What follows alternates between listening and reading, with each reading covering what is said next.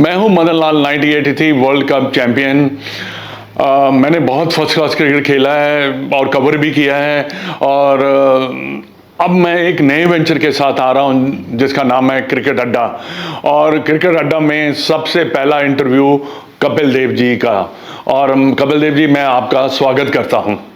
Thank you मदीपा, good luck. मैं तो यही कह सकता हूँ कि आपको बहुत कामयाबी मिले जो आप नया शो कर रहे हैं, या जो क्रिकेट अड्डा क्रिकेट। ये भी हमारा ना एक नया वेंचर है, क्योंकि मैं भी देखना चाहता था कि ये कैसे ये जो है चैनल चलता है यूट्यूब वाला।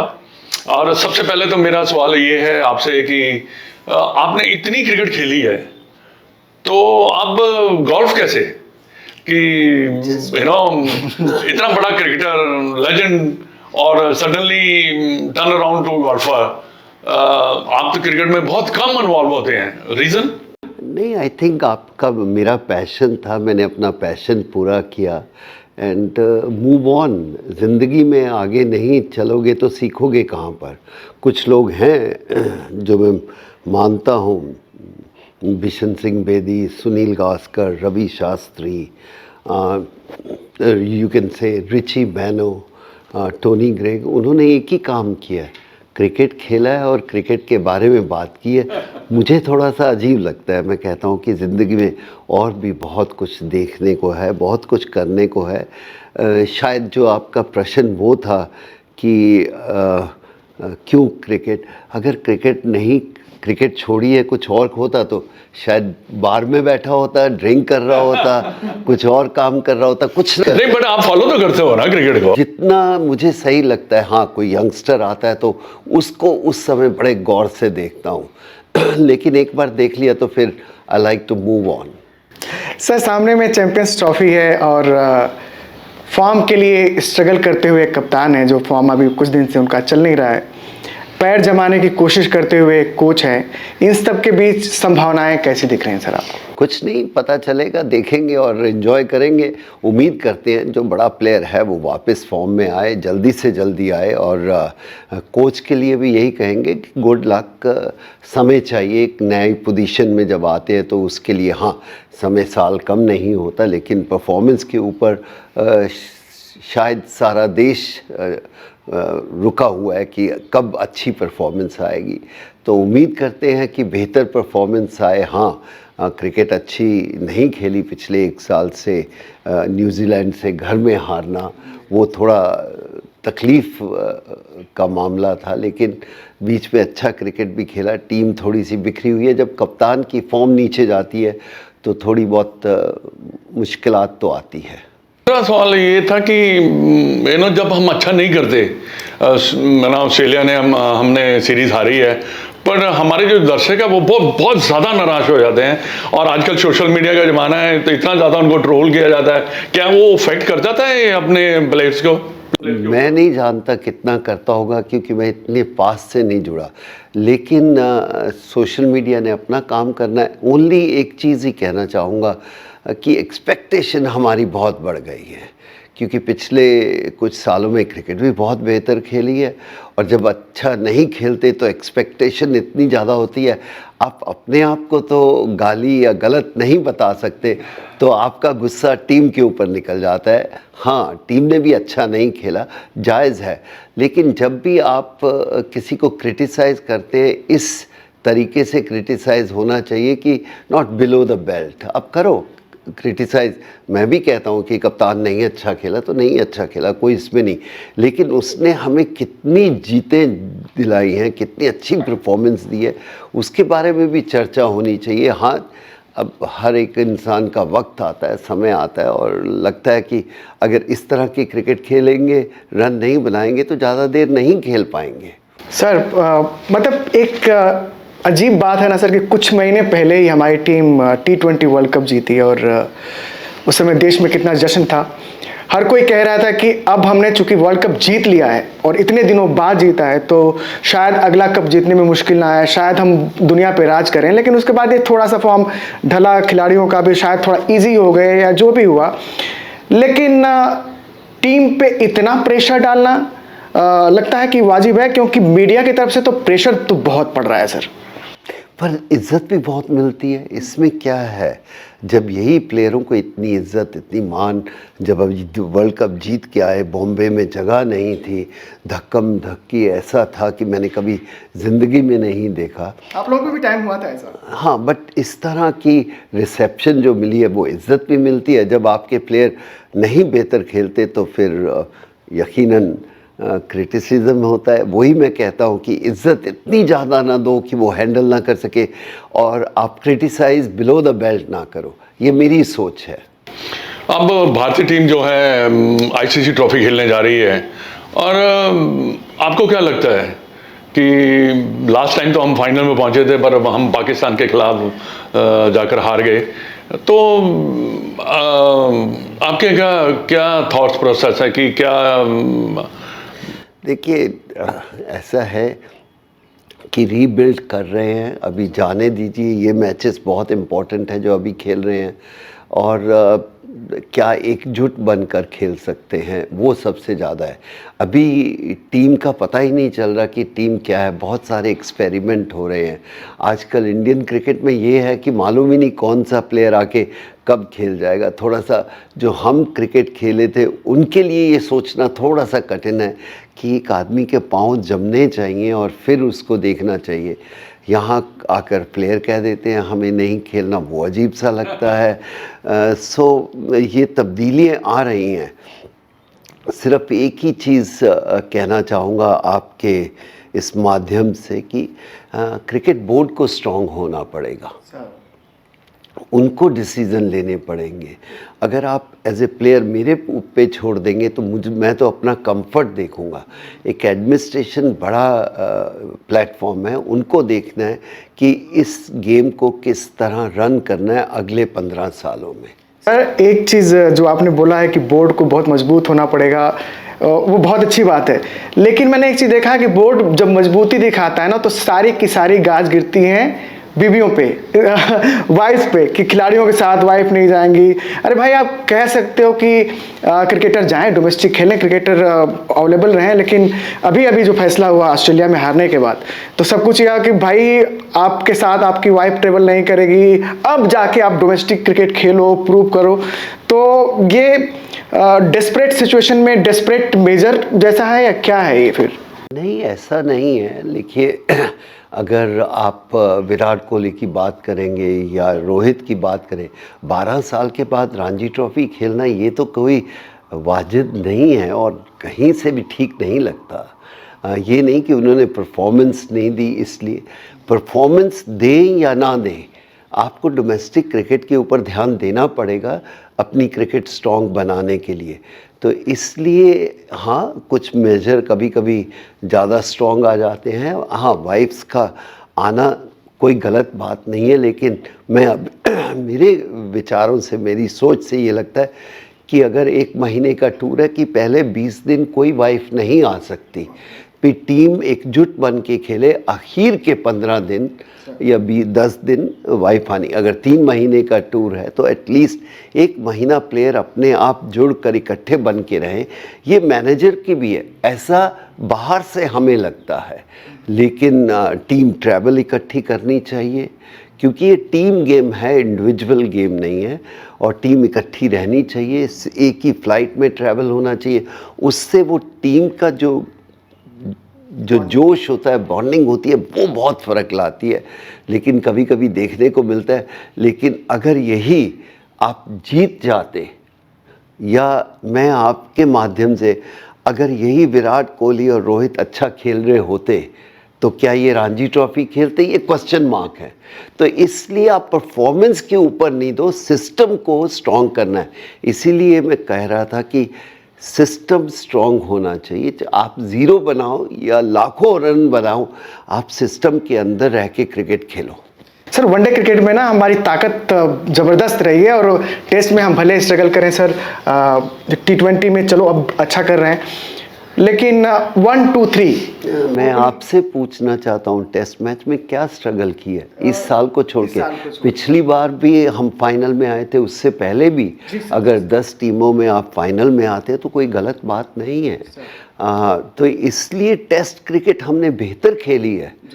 हाँ, आज बेहतर नहीं खेली तो हम क्रिटिसाइज उनको करेंगे, वो गलत बात है। हाँ, तो 1 2 3 नंबर 1 2 3 बैटिंग में हमारे शिखर होते थे, रोहित होते थे और विराट होते थे, बहुत ताकत दिखती थी।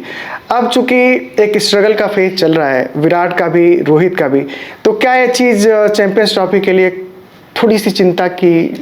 ज़रूर है, क्योंकि आपके बड़े प्लेयर, जो बहुत बड़े प्लेयर होते हैं, वो रन ना बनाए तो पूरी टीम हिल जाती है, और उसके लिए उनका फॉर्म में आना बहुत ज़रूरी है। और यस, उसी के साथ दूसरी तरफ देखें तो जो नए बच्चे हैं वो उनके ऊपर रिस्पॉन्सिबिलिटी आती है, तो वो बढ़ चढ़ के निकलते हैं।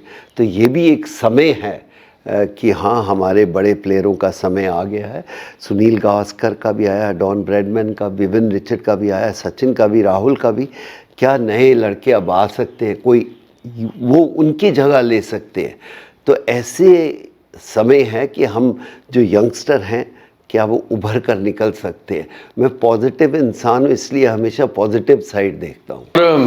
अब मैं सवाल मेरा ये है कि जिस डिपार्टमेंट में आप लेजेंड हैं, अब जसप्रीत बुमराह भी अनफिट हो चुका है, उसका कितना ज़्यादा असर पड़ेगा? और हमारे पास बाकी जो पेस बॉलर है, मोहम्मद शमी, हर्षदीप और भी हार्दिक पांड्या, और भी ऐसे यंगस्टर काफ़ी हैं जो कि अच्छा प्रदर्शन कर रहे हैं, कि जसप्रीत बुमराह का तो थोड़ा सा डेफिनेटली मेरे को लगता है कि कोई ना कोई फ़र्क तो ज़रूर पड़ेगा। आप क्या सोचते हैं? बिल्कुल, उसके बारे में कोई दो राय नहीं है कि बुमराह ने जो पिछले 2 साल में क्रिकेट खेली है, शायद किसी फास्ट बॉलर ने दुनिया के में की हो, इतना इम्पैक्ट डाला हो। तो एक बड़ा प्लेयर जो होता है, जैसे अश्विन था, अनिल कुंबले था, जसप्रीत बुमराह, ज़ाहिर खान था, जब ऐसा प्लेयर परफॉर्मेंस देता है और अनफिट हो जाता है, तो फिर तो प्रॉब्लम की रास्ता नज़र आता है। लेकिन उम्मीद करते हैं कि जसप्रीत बुमराह जल्दी से जल्दी वापस आए, क्योंकि एक बड़ा प्लेयर है। एक मैं सवाल आपसे पूछना चाहूँगा, ये अभिषेक शर्मा, एंड एक सवाल मेरा है वरुण चक्रवर्ती। ये अभिषेक शर्मा 37 बॉल में उन्होंने 100 बनाया और 50 बॉलों में 150। What do you think about him? Talent है, एबिलिटी है। क्या ये 10 में से 3 इनिंग इस तरह खेल सकता है तो मैं उसको बड़ा मानूंगा। एक इनिंग के ऊपर हम सारे लोग उनके ऊपर चर्चा करें, गलत बात है।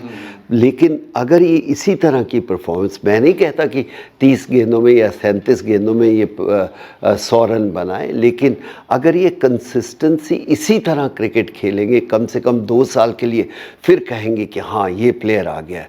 एक परफॉर्मेंस के ऊपर हमें उसकी तारीफ़ करनी चाहिए, एबिलिटी है, लेकिन इतना प्रेशर उस पर नहीं डालना। क्या वो ये ले सकेगा प्रेशर, ये उसके ऊपर है, क्योंकि ओवरनाइट हम सुपरस्टार बना देते हैं। बहुत सारे प्लेयर पहले भी देखे हैं, लेकिन इस लड़के में बहुत एबिलिटी है, बहुत टैलेंट है। कितनी मेहनत कर पाएगा, कितना अपने आप को संभाल पाएगा। और दूसरा, चक्रवर्ती के लिए बोले, उनमें एबिलिटी है, उन्होंने काफ़ी देर से परफॉर्मेंस दे रहे हैं। और क्योंकि मिस्ट्री बॉलर जब भी कोई आता है तो उसका इम्पैक्ट टीम में नज़र आता है। लेकिन दूसरी बात उनके लिए ये है कि क्या दूसरी टीम उनको कितनी समय लेंगे स्टडी करने के लिए कि इसको कैसा खेला जाए। लेकिन अभी तक जो उन्होंने परफॉर्मेंस दी है पिछले 1-2 साल में, बहुत ही बढ़िया। सर, एक सवाल थोड़ा सा ऑफ ट्रैक है। आप अपने प्राइम में जब बॉल कर रहे थे और आज के गेंदबाजों को, दुनिया भर के गेंदबाजों में से, तेज गेंदबाजों में से किसी एक को आपका साझेदार चुनना होता, तो जसप्रीत बुमराह होते, पैट कमिंस होते, मिचेल स्टार्क होते, कौन से, किसके साथ आप जाते?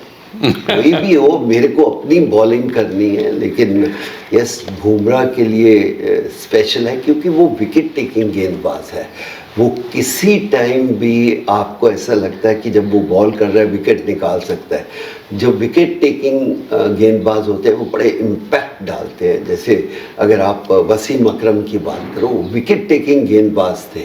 कुछ लोग आते हैं कि मौके का इंतज़ार करते हैं, और कुछ ऐसे प्लेयर होते हैं कि एवरी जब भी उनके हाथ में गेंद आती है ऐसा लगता है कि ये विकेट निकाल सकता है, इस बॉल पे भी निकाल सकता है। सर जब गेंदबाजों की बात हो ही रही है तो एक सवाल सर मोहम्मद शमी के बारे में। शमी ने पिछले वर्ल्ड कप में तहलका मचाया था सर, 2-3 मैच के बाद आए थे और तहलका मचा दिया था, इतने विकेट लेके गए थे, लेकिन उसके बाद से काफ़ी दिनों के बाद वो वापसी कर रहे हैं। कितना आसान या मुश्किल होता है किसी गेंदबाज के लिए एक बड़े टूर्नामेंट में जाना इंजरी ले ऑफ के बाद?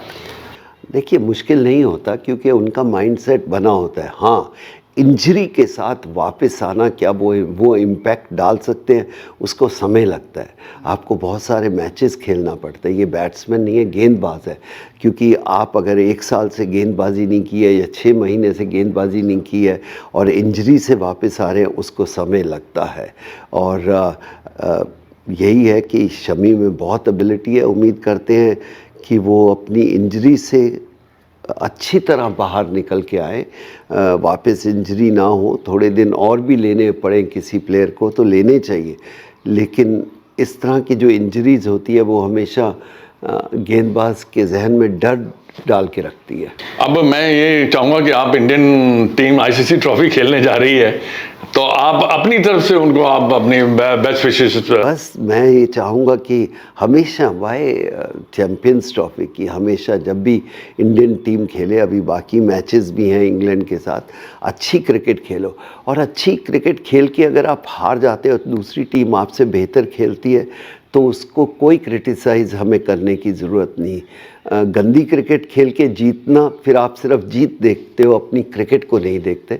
लेकिन उम्मीद करते हैं कि ये चैम्पियंस ट्रॉफी, क्योंकि स्ट्रगल कर रही है टीम, आके बेहतर क्रिकेट खेलेगी तो मज़ा आएगा। Overall if you sum up things about Indian cricket, कैसी स्थिति है? मतलब मेरे कहने का मतलब है कि आने वाला जो समय है उसमें हमें टैलेंट की शॉर्टेज तो नहीं होनी चाहिए।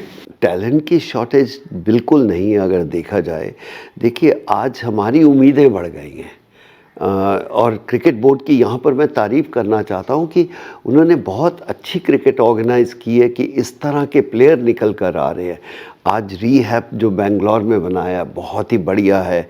किसी को कोई प्रॉब्लम हो, पहले हम सोचा करते थे कि इंग्लैंड जाएंगे, अमेरिका जाएंगे या साउथ अफ्रीका जाएंगे, ठीक करेंगे। आज लोग रीहैब के लिए इंडिया आना चाहते हैं।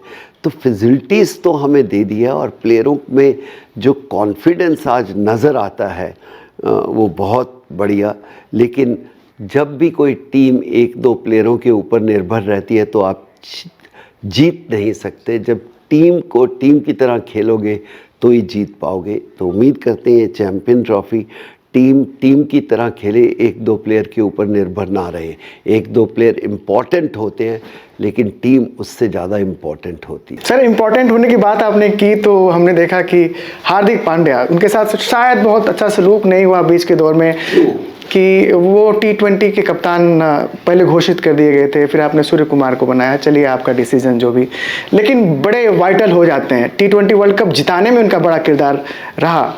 तो चैंपियंस ट्रॉफी में इंडिया को अगर चमकना है तो उनका रोल भी तो बहुत बड़ा होगा। सबका ये फिर आप वही गलत साइड जा रहे हैं कि आप एक प्लेयर के ऊपर निर्भर ना रहें। हाँ इम्पॉर्टेंट प्लेयर है क्योंकि बैटिंग भी करता है, बॉलिंग भी करता है, फील्डिंग बहुत बेहतर है। और दूसरा जिससे आपने प्रश्न शुरू किया, भाई कप्तान भी किसी ने बनाया था, कप्तान निकाल भी दिया। ये तो it's going to happen that. ये नहीं कि उसको निकाल दिया, उसको नहीं। सबसे बढ़िया सब प्लेयरों को ये सोचनी चाहिए कि वो अभी भी हिंदुस्तान के लिए खेल रहे हैं। कैप्टनसी मिलेगी तो सर आंखों पर, नहीं मिलेगी तो आप अपने देश के लिए तो खेल रहे हैं, वो जज्बा तो होना चाहिए। सर एक सवाल यहाँ पे कि चैंपियंस ट्रॉफी में पूरी दुनिया पाकिस्तान में खेल रही होगी, हम खेल रहे होंगे दुबई में। एक तरह से आइसोलेशन में हमारे मैचेज हैं, टीमें जाएंगी खेल के आएंगी। ये हमारे लिए एडवांटेज की स्थिति है या बोलेंगे आपकी शायद पिचेस को देखते हुए? मैं कुछ नहीं, क्रिकेट कहीं भी खेलिए कोई फ़र्क नहीं है। बाकी गवर्नमेंट की पॉलिसी है, क्रिकेट बोर्ड की पॉलिसी है, एंड हमें उसके साथ सहमत रहना चाहिए और हमें अपने व्यूज़ नहीं देने चाहिए। इंडिया पाकिस्तान मैच एक्साइटमेंट क्यों इतना ज़्यादा होता है? भाई ये नॉर्मल है, कोई आज से तो नहीं है।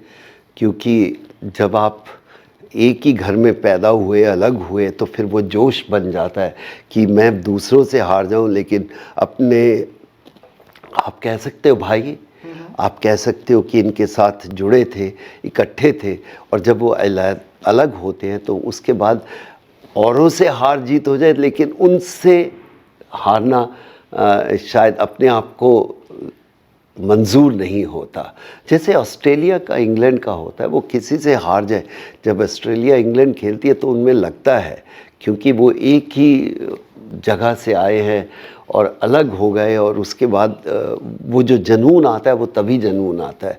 तो इसलिए शायद इंडिया पाकिस्तान का मैच सबसे बड़ा माना जाता है, क्योंकि वो एक दूसरे से हारना नहीं चाहते। सर, इंडिया पाकिस्तान जब होने ही जा रहा है तो पाकिस्तान को ना थोड़ा सा होना भी चाहिए, अगर उनकी मर्जी है कि गुरूर है कि हमने पिछले चैंपियंस ट्रॉफी में इंडिया को ही हराया था, लेकिन दोनों टीमों को सामने रखें सर, तो क्या आपको लगता है इंडिया को एडवांटेज है इस बार? मैं नहीं कह सकता, क्योंकि मैं पाकिस्तान की टीम को इतनी गौर से नहीं देखा है, क्योंकि मैं इस को फॉलो नहीं कर रहा इतना ज़्यादा, तो ये गलत होगा मेरे लिए कहना कि हाँ उनको एडवांटेज है। मैं अपनी टीम के लिए जानता हूँ, क्योंकि मैं ना चाहते हुए भी फॉलो करता हूँ। सर अपनी टीम के लिए, अपनी टीम को मैं ना चाहते भी फॉलो करता हूँ, तो मुझे मालूम है। और जिस दूसरी टीम को मैं फॉलो नहीं इतना करता, तो मेरा कहना थोड़ा सा मुश्किल होगा। हाँ, मैचेस शुरू होंगे, सोच आ जाएगी हाँ कौन बेहतर खेल रहा है, कैसी बेहतर टीम है, लेकिन इस समय मैं नहीं कह सकता। सवाल है कोई और? हाँ, 2-3 सवाल हैं सर। 2-3 सवाल हैं? 2-3 सवाल। मैं तो समाप्त कर रहा हूं, थोड़ा सा सर वक्त दीजिएगा। सर के साथ मैं अभी आ रहा था तो सर से मैंने पूछा कि वही सवाल आपसे सर, कि रोहित शर्मा और विराट कोहली को प्रॉब्लम कहाँ आ रही है? वो तकनीकी है, वो जहनी है, या उम्र का असर है, कहाँ है, क्या है? देखिए, जब रन नहीं बनते तो चारों तरफ से प्रॉब्लम है, लेकिन बेस्ट यही होता है कि जो उस टाइप के क्रिकेटर है उनसे बैठ के बात की जाए। अपने वीडियो देखो, पुराने वीडियो देखो कि कहाँ पर आप कैसे खेलते थे। हाँ, वो आप 22 साल 25 साल वाला तो नहीं मिलेगा रोहित या विराट कोहली, लेकिन अगर आप अच्छे अच्छे अपने इनिंग्स देखेंगे तो आपको अनुमान लगाएगा। क्रिकेट कॉन्फिडेंस की गेम है। हाँ, उम्र ढल रही है, लेकिन ऐसा नहीं है कि क्रिकेट खेलना भूल गए हैं। अपने आप को एडजस्ट करना पड़ेगा, या ऐसे क्रिकेटर जैसे सुनील गावस्कर है, वहाँ पर राहुल द्रविड़ है, उनसे जाके बैठ के बात करने की ज़रूरत होती है। कभी कभी बड़ा प्लेयर ये नहीं कि एक उनसे कम क्रिकेट खेला हुआ प्लेयर उनको बता नहीं सकता। तो जब कोच कहते हो, कोच शायद उनके लेवल तक नहीं है, तो फिर भी आप उनकी सुनते हो। कई बार बाहर वालों की भी सुन लेनी चाहिए कि कोई ऐसा प्लेयर जो आपको गाइड कर सकता है, तो कोई बुरी बात नहीं। सर, मैंने आपसे इंटरव्यू के पहले एक जिक्र किया और जिक्र करना बनता है सर। आर अश्विन जब रिटायर हुए ना वहाँ से, तो उन्होंने शुक्रिया कहा कपिल सर को, शुक्रिया कहा सचिन सर को, कि वो अगर मुझे पता होता कि एक दिन ऐसा आएगा जब मेरे साथ इतने बड़े लेजेंड, तो पता नहीं मैं खेल भी पाता कि नहीं खेल पाता। वो भाव, ये तो नहीं पूछूंगा कि आपकी बात क्या हुई, लेकिन कैसा रहा उनका रिटायरमेंट? रिटायरमेंट ठीक नहीं लगा, लेकिन जो उन्होंने क्रिकेट में किया, इंडियन क्रिकेट में, शायद इतने मैन ऑफ द सीरीज़ जीते हैं, कुछ लोगों ने मैन ऑफ द मैचेस नहीं जीते इतने। तो इसलिए शायद उनका क्रिकेट में, इंडियन क्रिकेट में योगदान इतना बड़ा है कि शब्दों में बयान करना मुश्किल है। आखिरी सवाल इस पर चाहूँगा कि आप दोनों लोग एक एक जवाब दें सर। इंडियन क्रिकेट में ऐसा क्यों होता है कि इतने बड़े बड़े लेजेंड्स को भी विदाई में, मतलब अनसेरेमोनियल विदाई होती है? क्यों नहीं ये बोर्ड, ये लोग क्रिकेट को चाहने वाले एक विदाई को यादगार बनाने की कोशिश करते हैं? होना चाहिए ऐसे, लेकिन जैसे सचिन का हुआ, उससे बेहतर तो शायद दुनिया में किसी को भी फेयरवेल नहीं मिला। बॉम्बे में अपने घर में 200वां टेस्ट मैच खेल रहे थे और पूरे लोग आए थे, वो भी बड़े भावुक हो गए थे। इस तरह का अगर मिले, जैसे स्टीव वॉ को मिला या रिकी पॉन्टिंग को मिला, बड़े प्लेयर को जब आप अलविदा कहते हैं तो अच्छी तरह होना चाहिए। कभी कभी सर्कमस्टांसेस ऐसे बन जाते हैं कि नहीं हो पाता तो नहीं हो पाता, लेकिन Ashwin deserve much more than that. सवाल जवाब सर इसी बात पे। नहीं, बिल्कुल सही कहा कपिल ने। देखिए, जो एक खिलाड़ी जो इतने सालों तक आपको सर्व करता है कंट्री को, और उसका जो अलविदा जो जिसको कहते हैं रिटायरमेंट बहुत ही अच्छी होनी चाहिए। कपिल ने मेंशन किया इसका सचिन का, उनका बहुत ही अच्छा हुआ था। तो अश्विन ने नहीं बहुत कुछ किया है, तो उसका मेरे विचार में भी ये है कि उनका वेलकम अच्छा होना चाहिए था, अलविदा जो है अच्छा होना चाहिए था, ताकि उसको भी यादगार है उसकी एक बन जाती कि हाँ मैंने जब क्रिकेट छोड़ा तो मुझे भी बहुत ये जो जब छोड़ता है इंसान तो वो चीज़ें जो हैं आपको याद रहती हैं। तो ये बड़ा ज़रूरी रहता है, जो लास्ट समय है जब आप जाएं तो ऐसा सोचें कि हाँ भैया मैं जा रहा हूँ, खुशी खुशी से जा रहा हूँ। तो लास्ट में Kapil, thank you very much for giving us the interview for cricket अड्डा, जो हम नया वेंचर स्टार्ट कर रहे हैं। आपकी विशेष हमें बहुत ज़रूरी है आपके हमारे चैनल के यूट्यूब चैनल के लिए। तो बहुत अच्छा लगा।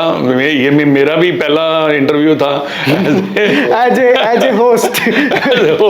तो मैं थोड़ा सा लाइक एक अपने यार दोस्त को इंटरव्यू करना इतना आसान नहीं होता। सही बात है। हाँ पहला है, बट आहिस्ता आहिस्ता you always learn in life.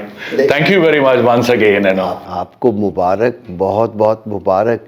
यही चाहूँगा कि ये पहला इंटरव्यू है। पहला इंटरव्यू शायद आदमी के जहन में इतने प्रश्न नहीं आते, लेकिन जब 10 इंटरव्यू या 15 हो जाएंगे, फिर एक बार आपके साथ बैठेंगे तो शायद उस समय और बातें खुल के निकल के आ सकती हैं। आपको मैंने अपने ही घर पे एक छोटा सा स्टूडियो बनाया है, जब भी कभी आप आएंगे तो हम दोनों जने बैठ के बातें करेंगे, ऐसे कैजुअल बातें जिसको कहते हैं, not interview but very casual. No, Madipa, it's a great people like you giving back to cricket. मैं अपने आप को इतना फॉर्चुनेट नहीं समझता। मैं क्रिकेट खेला और मूव कर गया हूँ, लेकिन आप जैसे लोग क्रिकेट की सेवा कर रहे हैं, क्रिकेट के बारे में चर्चा करते हैं, बात करते हैं, तो बहुत अच्छा लगता है। इसीलिए मैं कहता हूँ certain people is born to play cricket and talk about cricket, and definitely you are one of them कि आप सिर्फ और कुछ करना आपको नहीं, कोचिंग करते हो और क्रिकेट के लिए बातचीत करते हो। अभी ये जो आपने चैनल अड्डा, क्रिकेट का अड्डा बनाया है, ये एक और तरह का माध्यम है। तो मेरी तरफ से तो यही होगा कि आप जैसे लोग बहुत तरक्की करें और बहुत खुशियाँ मिले आपको, और जो आप कर रहे हैं that's good for the next generation also. मैं चाहता हूं कि आप जो हमारे दर्शक हैं, जो देखने वाले, उनको जरूर कहें कि क्रिकेट अड्डा को सब्सक्राइब जरूर करें। देखिए, मैं कहूँ या ना कहूँ, एंड ऑफ द डे आपकी परफॉर्मेंस के ऊपर है, आप किस तरह के इंटरव्यूज़ लेके आते हैं। मैं तो यही चाहूँगा कि आपका चैनल सबसे बढ़ चढ़ कर निकले, लेकिन आपको इसके लिए बहुत शायद मेहनत करनी होगी, क्रिकेट से 100 गुना ज़्यादा मेहनत करनी होगी, क्योंकि यहाँ पर क्रिटिक्स बैठे हैं जो आपको उसी समय 1 सेकंड में बता देंगे कि क्यों और कैसा किया। Thank you very much. Thank you once again.